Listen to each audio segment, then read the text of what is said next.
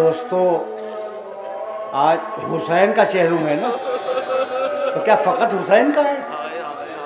अब्बास का चेहलुम भी है, अली अकबर का चेहलुम भी है, कासिम का चेहलुम भी है, और मोहम्मद का चेहलुम भी है, और शुहदाए करबला का चेहलुम है। ये तबरुकात और ज़री और अलम और दुलजना ये आएंगे, आप उनकी ज़ियारत करेंगे, आप मातम करेंगे, और हक़ ये है कि मातम करते रहना।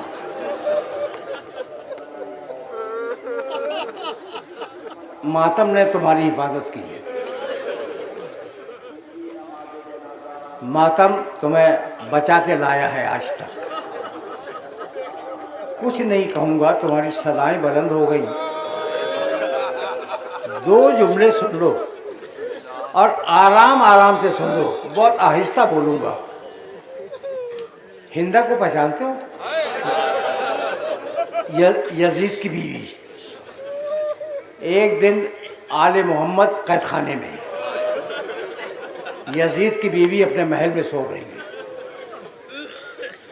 उसने सोते हुए एक ख्वाब देखा। बस वो ख्वाब सुनो, मुझे इजाज़त दे दो। उसने ख्वाब में देखा कि आसमान से मेरे हुजरे में एक एमारी नाजिल हुई। हमारी जो ऊँटों पर रखी जाती है, आसमान से नाजिल हुई। ख्वाब देख रही हो। उसमें से कुछ बीबियां निकली।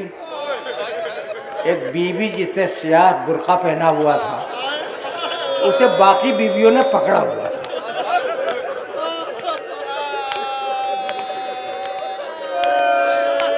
वो बीबी हिंदा के सामने आई और कहने लगी कि मेरे हुसैन ने तेरा क्या बिगाड़ा था?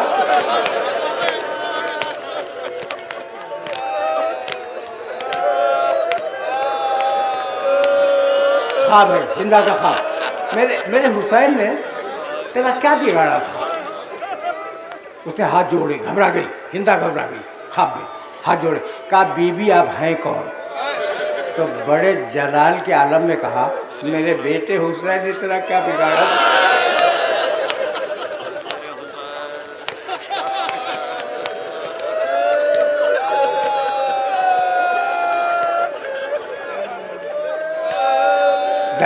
दहशत से हिंदा की आँख खुल गई कि मेरे घर में फातिमा ज़हरा आई थी।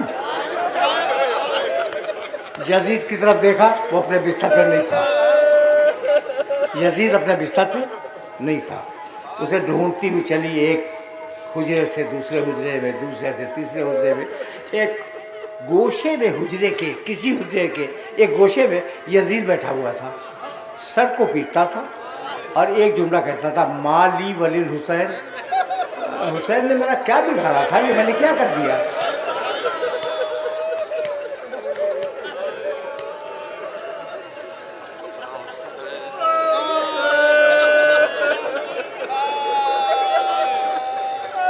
हिंदा ने जाकर उसकी पुष्प पे 2 हाथ मारे और कहा, सोता क्यों नहीं? रोने लगा यजीद। कहने लगा, हिंदा मैं कैसे सोऊं? जब आंख बंद करके लेटता हूँ, अल्लाह के रसूल ख्वाब में आ जाते हैं और 2 जुमले कहते हैं। कहते हैं कि मेरे हुसैन ने तेरा क्या बिगाड़ा था? और अच्छा, अगर झगड़ा मर्दों से था तो ये मेरी बेटियों ने क्या तकलीफ की?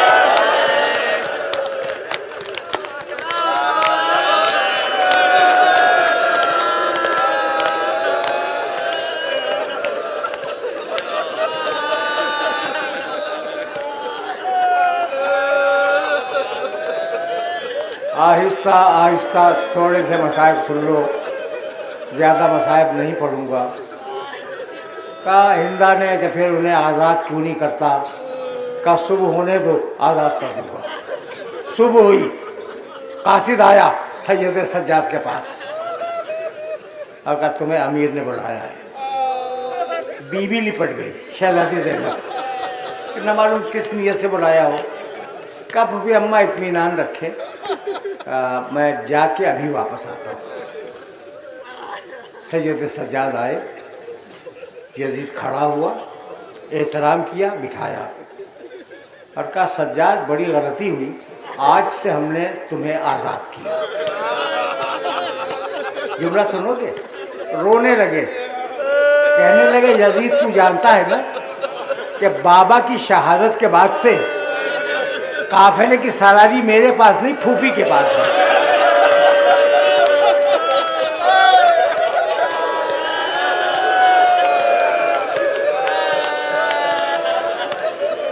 अगर फूफी इजाजत देंगी हम आज़ादी कबूल कर लेंगे, और अगर इजाजत नहीं देंगी इस खाने में घुट के मर जाएंगे।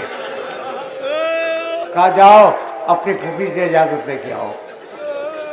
बहुत तफसीलात हैं इस मसाइब के, लेकिन मुख्तसर कर रहा हूँ, कुल 2 जुमले अर्ज करूँगा, मजलिस तमाम हो जाएगी। कहा फूफी अम्मा आपकी इजाज़त दरकार है। कहा 3 शर्तें हैं, वो शर्तें अगर पूरी हो जाए तो हमें इजाज़त कबूल है। पहली शर्त तो ये है कि हम अपने मरने वालों को रो न सकें। कहा सज्जाद तुम्हें वो शाम याद है जब बच्ची अपने बाप को याद करके रो रही थी और शिविर ताज़ियाने मार रहा?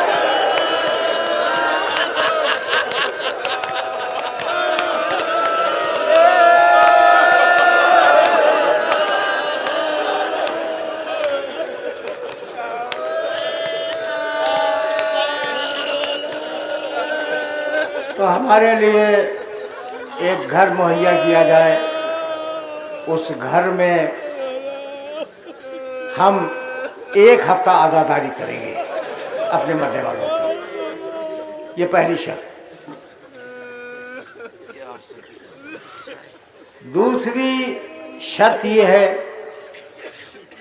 कि हमारा लूटा हुआ सामान हमें वापस कर दिया।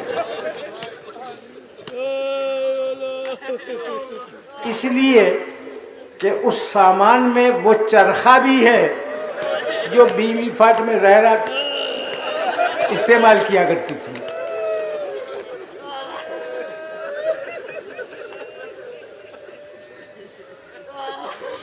तीसरी शर्त यह है कि हमें अपने मरने वालों के सर दे दिए जाएं। ये मेरा आखिरी जुमला है, अपने मरने वालों के सर दे दिए जाएं ताकि हम उन्हें गोद में लेकर मातम कर सकें। आखिरी जुमला सुनो, और बस इस जुमले पर तकरीर को ख़त्म कर रहा हूँ कि सर आए, पूरे शहर की औरतें जमा हो गई, बनी हाशिम की बीवियों ने रोना शुरू किया और सारी औरतों ने साथ मिलकर रोना शुरू किया। पूरे शहर की औरतें रो रही थी।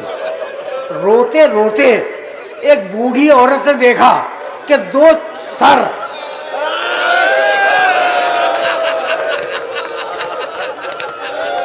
दूर रखे हुए हैं। उसने पुकार के पूछा कि क्या इसकी माँ जिंदा नहीं है? शहजादी ज़ैनब ने कहा अरे ये मेरे बेटे हैं, लेकिन भाई का